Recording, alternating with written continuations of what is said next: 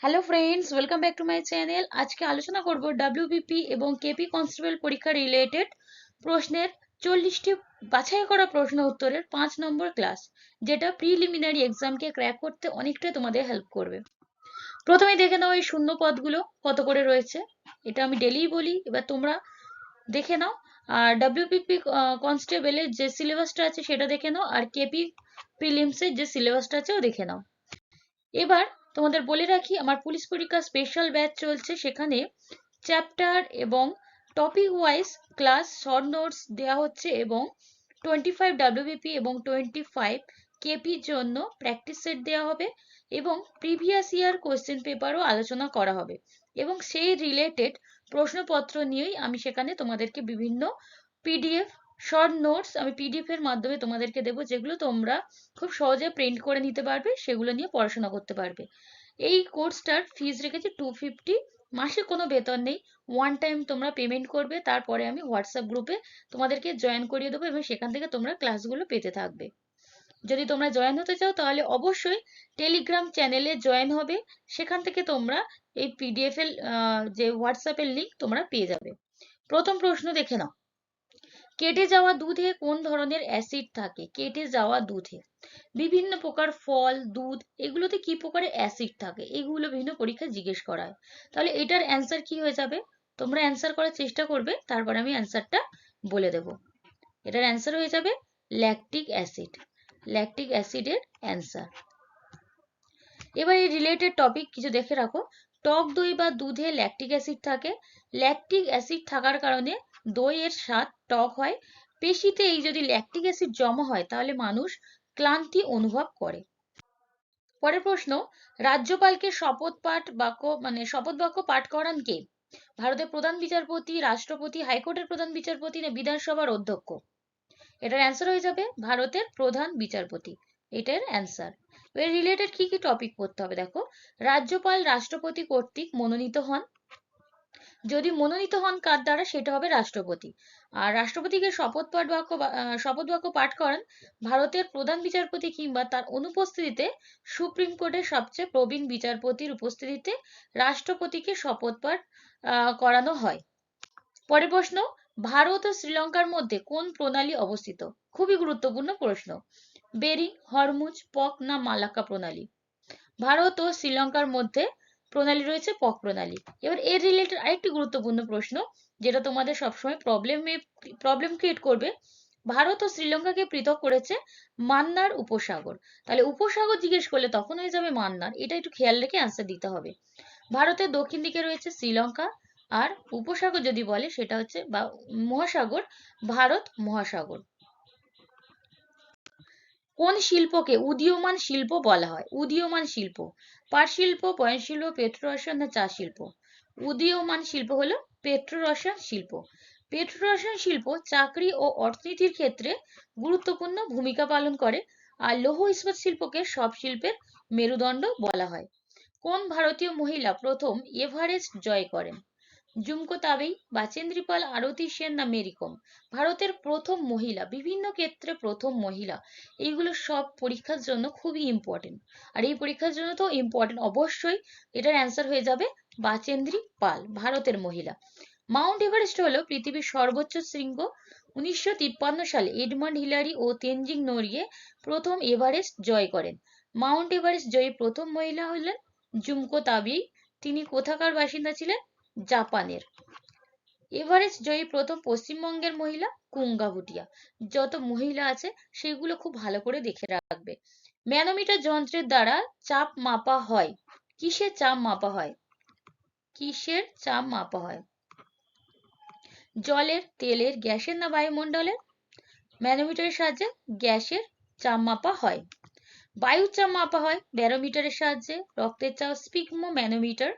চাপের এসআই একক কি? এর রিলেটেড খুব ভালো প্রশ্ন। পাস্কেল হলো চাপের এসআই একক। ভারতে ব্যবহৃত বায়ুচাপ পরিমাপের সাধারণ একক কি? মিলিবার। টর কোথায় ব্যবহৃত হয়? টরও একটা চাপের একক, সেটা ব্যবহৃত হয় ভ্যাকুয়ামে। ভ্যাকুয়াম পরিমাপে ব্যবহৃত হয়। শিল্প ও প্রযুক্তিগত বিভিন্ন কাজে ব্যবহৃত হয় বার। এটাও একটা চাপের একক। কাজিরাঙা জাতীয় পার্ক কোথায় অবস্থিত? হিমাচল প্রদেশ, উত্তরপ্রদেশ, কর্ণাটক না অসম? কাজিরাঙা জাতীয় পার্ক অবস্থিত অসমে। কাজিরাঙা জাতীয় উদ্যান এক শৃঙ্গ গন্ডারের জন্য বিখ্যাত। মানস জাতীয় উদ্যান 450টি প্রজাতির পাখি আছে। তাহলে যত জাতীয় উদ্যান আছে সেগুলোর রাজ্য তো আমাদের মনে রাখতেই হবে। সেখানে কি কি মানে সেই সব উদ্যানগুলো কোন পশুর জন্য বিখ্যাত, বা কোন কতগুলো পাখি আছে, কোথায় উদ্ভিদ আছে বেশি, এইসব টাইপের প্রশ্ন, বিভিন্ন রকমের প্রশ্ন তোমাদেরকে জিজ্ঞেস করা হতে পারে। সেগুলোর জন্য তোমরা সবসময় প্রিপেয়ার থাকবে। রাজীব গান্ধী জাতীয় উদ্যানে বেঙ্গল টাইগার, এশিয়ান হাতি, বন্য জলমহিষ, গন্ডারের জন্য বিখ্যাত। কোন ভিটামিন ভাইরাল ইনফেকশন চিকিৎসার জন্য কার্যকরী? Vitamin C, vitamin A, vitamin B, vitamin K. Viral infection চিকিৎসার জন্য দায়ী হচ্ছে ভিটামিন সি, এটার অ্যান্সার। ভিটামিন সি শ্বেত রক্তকোষের কার্যকারিতা বৃদ্ধি করে। এটি অ্যান্টিবডিগুলির উৎপাদন বাড়ায়। ভিটামিন সি এর রাসায়নিক নাম কি? Ascorbic acid. প্রত্যেকটা ভিটামিনের রাসায়নিক নাম খেয়াল রাখবে। এটি টিস্যু মেরামত, হাড় গঠন ও ক্ষয় রোধ করে। এর অভাবে স্কারভি রোগ, মাড়ির দুর্বলতাও হয়। বিভিন্ন টক ফল, বাঁধাকপি, টমেটোতে এই ভিটামিন সি পাওয়া যায়। নেক্সট পরবর্তী প্রশ্ন, 1930 সালে মহাত্মা গান্ধী আইন অমান্য আন্দোলন শুরু করেন কোথা থেকে? সেবাগ্রাম, ডান্ডি, সবরমতী না ওয়ার্ধা? মহাত্মা গান্ধী আইন অমান্য আন্দোলন শুরু করেছিলেন, তাই এখানে অ্যান্সার হয়ে যাবে ডান্ডিতে, 1930 সালে। এটি সাইমন কমিশনের বিরুদ্ধে প্রতিবাদ জানানোর জন্য শুরু হয়েছিল। চম্পারণ আন্দোলন ছিল মহাত্মা গান্ধীর প্রথম আইন অমান্য আন্দোলন। এটাও গুরুত্বপূর্ণ প্রশ্ন। পরের প্রশ্ন হলো, মারিয়ানা হলো বিশ্বের গভীরতম হ্রদ, উচ্চতম স্থান, বৃহত্তম গির্জা না গভীরতম খাত? মারিয়ানা বিশ্বের গভীরতম খাত। এটি কোথায় অবস্থিত? প্রশান্ত মহাসাগরে।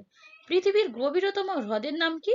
বৈকাল হ্রদ। তাহলে এই রিলেটেড বিভিন্ন ভাবে তোমাদের কোয়েশ্চেন গুলোকে রেডি করতে হবে।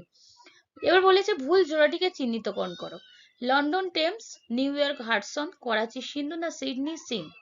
এখানে তোমাদেরকে যেই জোড়ার মধ্যে কি বলেছে সেটা বুঝতে হবে আগে। লন্ডন একটি শহর, সেটা অবস্থিত টেমস নদীর তীরে। নিউ ইয়র্ক হাডসন নদীর তীরে। করাচি সিন্ধু নদীর তীরে। কিন্তু সিডনি সিন এইটা ভুল আছে, এইটা হচ্ছে ভুল জোড়া। এবার দেখো, এই সিডনি সিন, এই যে প্যারিস শহরটি সিন নদীর তীরে অবস্থিত, এটা হয়ে যাবে প্যারিস। আর সিডনি হচ্ছে ডাংলিং নদীর তীরে অবস্থিত, তাই এই অ্যান্সারটা মানে উত্তর হবে। বর্তমানে নিরাপত্তা কাউন্সিলে স্থায়ী সদস্য সংখ্যা কত? 10টি, 5টি, 7টি না 8টি? স্থায়ী সদস্য সংখ্যা, এটার অ্যান্সার হয়ে যাবে 5টি। এবার নিরাপত্তা পরিষদের মোট সদস্যের সংখ্যা যদি জিজ্ঞেস করা হয় তখন হয়ে যাবে 15টি। আর অস্থায়ী সদস্য সংখ্যা হবে 10টি। স্থায়ী সদস্য দেশ হলো চীন, ফ্রান্স, রাশিয়া, যুক্তরাজ্য ও মার্কিন যুক্তরাষ্ট্র। তাহলে স্থায়ী সদস্যগুলোর নাম থেকেও কোয়েশ্চেন তোমাদের জিজ্ঞেস করা হতে পারে, এগুলো নাম জেনে রাখতে হবে। বিশ্ব স্বাস্থ্য সংস্থা হু WHO এর সদর দপ্তর কোথায় অবস্থিত?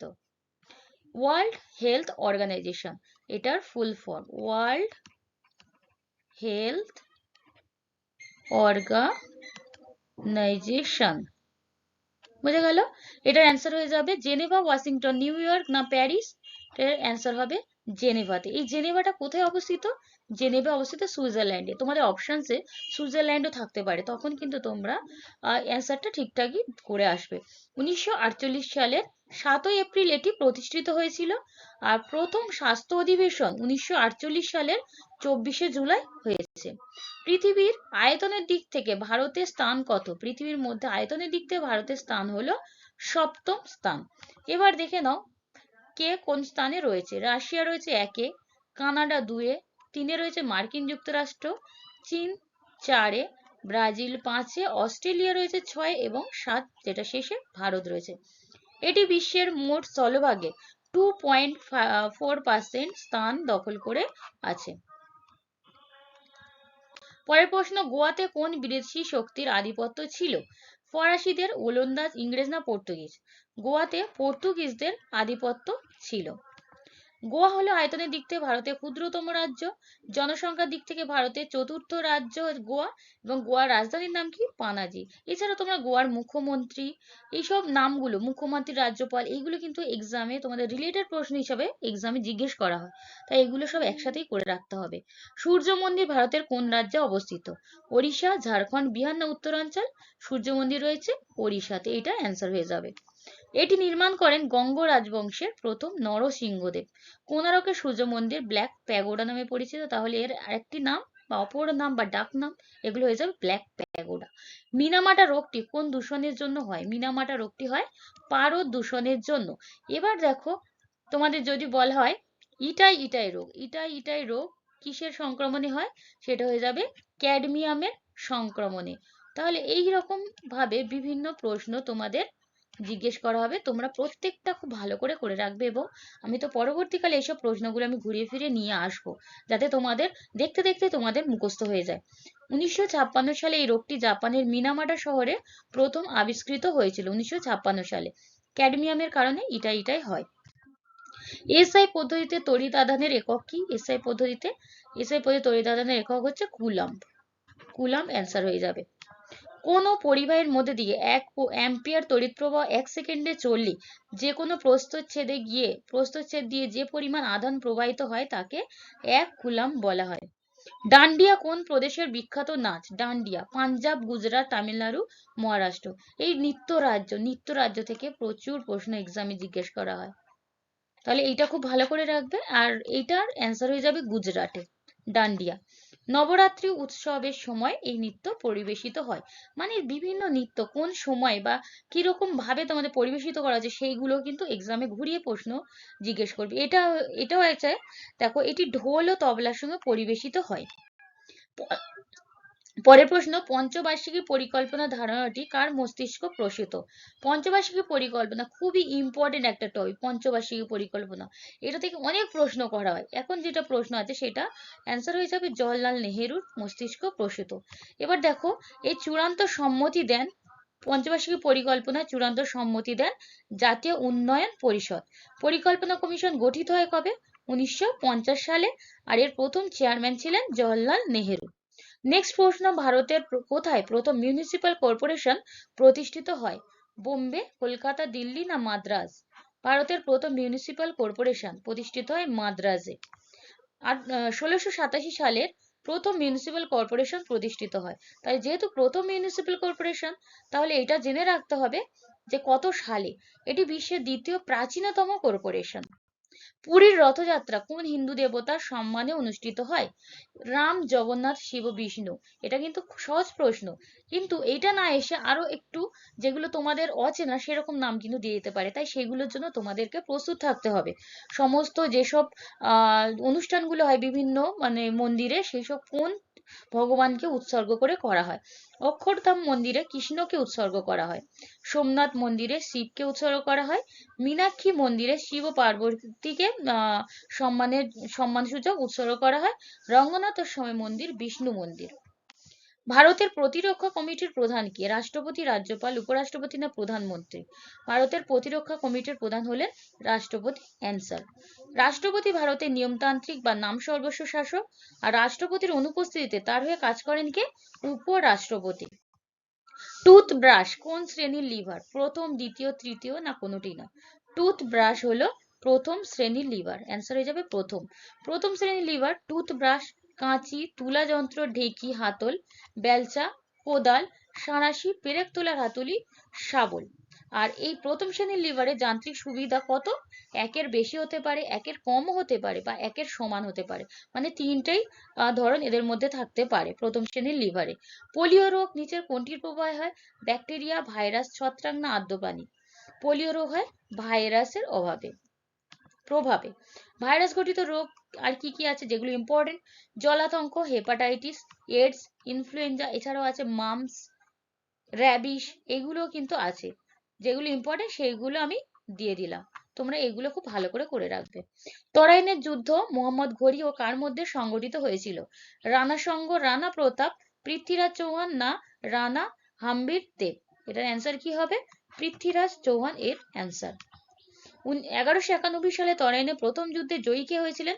পৃথ্বীরাজ চৌহান। আর 1192 হয়েছিলেন মোহাম্মদ ঘুরি পরাজিত হয়েছিলেন, জয়ী হয়েছিলেন। বাংলার শেষ স্বাধীন সুলতান কে ছিলেন? হুসেন শাহ, গিয়াসুদ্দিন মাহমুদ শাহ, নুসরত শাহ না ইলিয়াস শাহ? বাংলার শেষ স্বাধীন সুলতান ছিলেন গিয়াসুদ্দিন মাহমুদ শাহ। ভারতের শেষ স্বাধীন নবাব কে ছিলেন? সিরাজউদ্দৌলা। বাংলার প্রথম নবাব মুর্শিদ কুলি খান। আর শেষ স্বাধীন নবাব কে? বাংলার মনসুর আলী খান। অযোধ্যায় মহাবিদ্রোহের নেতৃত্ব কে দিয়েছিলেন? দেখো, মহাবিদ্রোহ খুবই ইম্পর্টেন্ট। মহাবিদ্রোহ এর থেকে কিন্তু প্রচুর প্রশ্ন আসে। এবার এখানে যারা নেতৃত্ব দিয়েছিলেন তাদের অনেকগুলোই নাম আমরা দেখেছি, এবং তারা কোথা থেকে কোন জায়গা কোন অঞ্চলকে নেতৃত্ব দিয়েছিলেন এগুলো এক্সামে আসে। বাহাদুর শাহ, খান বাহাদুর খান, তাঁতিয়া টুপি, বেগম হজরত মহল, প্রত্যেকটা নামই মহাবিদ্রোহের সঙ্গে জড়িত। এখানে অ্যান্সার হয়ে যাবে খান বাহাদুর খান। এবার দেখো, 1857 সালে মহাবিদ্রোহের নেতা আর কে কে ছিলেন? মঙ্গল পান্ডে ব্যারাকপুর, দ্বিতীয় বাহাদুর শাহ দিল্লি, বেগম হজরত মহল লখনৌতে, তাঁতিয়া টোপি কানপুরে, রানী লক্ষ্মীবাই ঝাঁসিতে, কুনওয়ার সিং বিহার, খান বাহাদুর অযোধ্যার বেরিলিতে, আর ফিরোজ শাহ মান্দাসোরে। কাকে আধুনিক ভারতের জনক বলা হয়? আধুনিক ভারতের জনক বিবেকানন্দ, দয়ানন্দ সরস্বতী, রামমোহন না ডিরোজিও? আধুনিক ভারতের জনক বলা হয় রামমোহন রায়কে। 1815 সালে আত্মীয় সভা প্রতিষ্ঠা করেন তিনি। তিনি ব্রাহ্ম সভারও একজন নেতা ছিলেন এবং বাংলা গদ্যের জনক বলা হয় তাকে। পরের প্রশ্ন, কলকাতায় ভারত সভা কে স্থাপন করেছিলেন? ডব্লিউ.সি. ব্যানার্জি, এস.এন. ব্যানার্জি, সুভাষচন্দ্র বসু না চিত্তরঞ্জন দাস? ভারত সভা স্থাপন করেছিলেন এস.এন. ব্যানার্জি বা সুরেন্দ্রনাথ ব্যানার্জি, এবং আনন্দমোহন বসুর উদ্যোগে এই সভা প্রতিষ্ঠিত হয়। 1919 সালে তিনি মানে S N. Banerjee Indian national liberation federation নামে সংস্থা গঠন করেছিলেন। পরের প্রশ্ন, কর্কট ক্রান্তি রেখা কোন রাজ্যের মধ্যে দিয়ে বিস্তৃত? অন্ধ্রপ্রদেশ, উত্তরপ্রদেশ, মহারাষ্ট্র না মধ্যপ্রদেশ? এদের মধ্যে থেকে অ্যান্সার হয়ে যাবে মধ্যপ্রদেশ। আর কোন কোন রাজ্য রয়েছে তার মধ্যে দেখো, মোট 8টি রাজ্যের কথা আছে। সেটি হলো গুজরাট, রাজস্থান, মধ্যপ্রদেশ, ছত্তিশগড়, ঝাড়খণ্ড, পশ্চিমবঙ্গ, ত্রিপুরা, মিজোরাম। এই 8টা নাম মুখস্থ রাখতে হবে। সার্কের প্রধান কার্যালয় কোথায় অবস্থিত? ঢাকা, ইসলামাবাদ, কাঠমান্ডু। সার্কের প্রধান কার্যালয় অবস্থিত কাঠমান্ডুতে, যেটা রয়েছে নেপালে। এটার অ্যান্সার হয়ে যাবে কাঠমান্ডু। আর সার্কের সদস্য সংখ্যা আফগানিস্তান, ভুটান, বাংলাদেশ, ভারত, মালদ্বীপ, নেপাল, পাকিস্তান, শ্রীলঙ্কা। মোট কটা নাম পেলাম? মোট 8টি নাম আমরা পেলাম। 1985 সালে ঢাকায় প্রতিষ্ঠিত হয়েছিল এই সার্ক। ছোটনাগপুর মালভূমির সর্বোচ্চ শৃঙ্গের নাম কি? মানপুর, গুরুশিখর, পরেশনাথ না নকরে? ছোটনাগপুর মালভূমির সর্বোচ্চ শৃঙ্গ হলো গুরুশিখর। ছোটনাগপুর মালভূমি আর্কিয়ান যুগের গ্রানাইট ও নিজ শিলা দ্বারা গঠিত। এখানকার গন্ডোয়ানা কয়লা খনি সারা বছর ভারতে বিভিন্ন স্থানে প্রচুর কয়লা সরবরাহ করে। তার মানে এখানকার এই গন্ডোয়ানা কয়লা খনি বিভিন্ন স্থানে প্রচুর কয়লা সরবরাহ করে থাকে। হীরাকুদ বাঁধ কোন নদীর উপর নির্মিত? এই যে বিভিন্ন বাঁধ প্রকল্প, এগুলো কোন নদীর উপর নির্মিত বা কোন কোন রাজ্যের মধ্যে এই যে নদী, এই নদীর জল নিয়ে বিবাদ বা বিভিন্ন চুক্তি হয়েছে, বা কোথায় কোন রাজ্যে অবস্থিত, এগুলো কিন্তু এক্সামে আসবে। হীরাকুদ বাঁধ রয়েছে মহানদীর উপরে। এটি পৃথিবীর বৃহত্তম বাঁধ। এটি রয়েছে উড়িষ্যার সম্বলপুর রাজ্যে, আর একে উড়িষ্যার ধানের বাটিও বলা হয়। তাহলে ইম্পর্টেন্ট অনেকগুলো পয়েন্টই তোমরা পেলে। ভারতের কোন রাজ্যে আখের উৎপাদন সর্বাধিক হয়? উত্তরপ্রদেশ, মহারাষ্ট্র, তামিলনাড়ু না অন্ধ্রপ্রদেশ? আখের উৎপাদন সর্বাধিক হয় উত্তরপ্রদেশে। ব্রাজিলের পর ভারতের দ্বিতীয় বৃহত্তম আখ উৎপাদনকারী রাজ্য হলো উত্তরপ্রদেশ, আর দ্বিতীয় স্থানে রয়েছে মহারাষ্ট্র, আর তৃতীয় স্থানে রয়েছে কর্ণাটক। বোঝা গেল? এটা দ্বিতীয়, এটা তৃতীয়। পরের প্রশ্ন, ভারতে কয়লা প্রধানত কি জাতীয়? অ্যান্থ্রাসাইট, বিটুমিনাস, লিগনাইট না পিট? ভারতে কয়লা বিটুমিনাস জাতীয়। ভারতে প্রায় 80% কয়লা বিটুমিনাস ধরনের। ভারতের মধ্যে ঝাড়খণ্ডে সবচেয়ে বেশি কয়লা মজুদ রয়েছে, আর সবচেয়ে বেশি গন্ডোয়ানা কয়লা ক্ষেত্র রয়েছে কোথায়? দামোদর উপত্যকায়। ভারতের বৃহত্তম কয়লা ক্ষেত্র কোথায়? ঝরিয়াতে। ঝরিয়াটা কোথায় অবস্থিত? ঝাড়খণ্ডে। সেল এর মুখ্য কার্যালয় কোথায় অবস্থিত? মুম্বাই, চেন্নাই, দিল্লি না কলকাতা? সেল এর মুখ্য কার্যালয় অবস্থিত দিল্লিতে। পরের যে টপিক গুলো দেখো, সেলের অধীনে অবস্থিত একটি স্টিল প্ল্যান্ট হলো ভিলায়। এছাড়া রয়েছে বোকারো, দুর্গাপুর, বার্নপুর, রাউরকেল্লা, এগুলো সবই সেল পরিচালনা করে। এটি 1954 সালে প্রতিষ্ঠিত হয়েছিল। আর এর বর্তমান যিনি চেয়ারম্যান আছেন, একজন মহিলা, প্রথম মহিলা সেলের চেয়ারম্যান সোমা মণ্ডল। দিল্লি ও মুম্বাইকে কোন ন্যাশনাল হাইওয়ে যুক্ত করেছে? খুবই ইম্পর্টেন্ট, ন্যাশনাল হাইওয়ে অর্থাৎ এনএইচ গুলো আমাদের জেনে নিতে হবে। NH6, NH8, NH10, NH12, এটার অ্যান্সার হয়ে যাবে NH8। NH4 যুক্ত করেছে মুম্বাই ও চেন্নাইকে। দিল্লি, চেন্নাই, মুম্বাই, চেন্নাইকে যুক্ত করেছে সুবর্ণ চতুর্ভুজ। এই যে বিভিন্ন রঙের চতুর্ভুজ, এগুলো কিন্তু তোমাদের দেখে রাখতে হবে। এটি ভারতের 4টি মহাসাগরকে যুক্ত করেছে। ব্লিচিং পাউডারের সংকেত কি? ব্লিচিং পাউডারের সংকেত, এই বিভিন্ন যে রাসায়নিক পদার্থ, এগুলো সংকেত, রাসায়নিক নাম, এগুলো খুবই ইম্পর্টেন্ট। এগুলো এক্সামে আসে, যেগুলো খুবই কমন। তোমাদের যেহেতু পুলিশ এক্সাম, অতটা ডিপলি তোমাদের জিজ্ঞেস করবে না, যেগুলো কমন সেগুলো তোমরা করে যাবে। সেগুলো আমি একে একে তোমাদের বিভিন্ন মানে প্র্যাকটিস সেটের মাধ্যমে আমি করিয়ে দেবো। এটার অ্যান্সার হয়ে যাবে CaOCl, Cl। এর রাসায়নিক নাম হচ্ছে ক্যালসিয়াম ক্লোরো হাইপোক্লোরাইড। একে চুনের ক্লোরাইডও বলা হয়। চুন ও ক্লোরিন থেকে তৈরি হয় এটি। এটি ক্লোরোফর্ম ও ক্লোরিন গ্যাস তৈরিতেও ব্যবহৃত হয়। লাস্ট প্রশ্ন, কোন মৌলটিকে মেন্ডেলিভ দুষ্ট মৌল রূপে আখ্যা দিয়েছেন? দেখো, পর্যায় সারণী কিন্তু খুবই গুরুত্বপূর্ণ একটি চ্যাপ্টার। এটা থেকে প্রশ্ন তোমাদের করে যেতেই হবে, কারণ এর থেকে কিন্তু প্রশ্ন আসে। যেহেতু অনেকেই এই পর্যায় সারণীটাকে ইগনোর করে, তাই এইটা কিন্তু ইগনোর করা একটা মানে একদমই নয়, এটা খুবই প্রয়োজনীয় একটি বিষয়। এটার অ্যান্সার হয়ে যাবে হাইড্রোজেন। কিন্তু হাইড্রোজেনকে দুষ্ট মৌল কেন বলা হয় একবার দেখে রাখো। হাইড্রোজেন যখন একটি ইলেকট্রন হারায় তখন ক্যাটায়ন দেয় এবং ক্ষার ধাতুর মতো আচরণ করেন। আবার যখন ইলেকট্রন গ্রহণ করে তখন হ্যালোজেনের মতো আচরণ করে, তাই একে দুষ্ট মৌল বলে। তার মানে হাইড্রোজেন দু রকম ধাতু, এক সময় বলা হয় ক্ষার, এক সময় বলা হয় হ্যালোজেন, তাই একে দুষ্ট মৌল বলা হয়।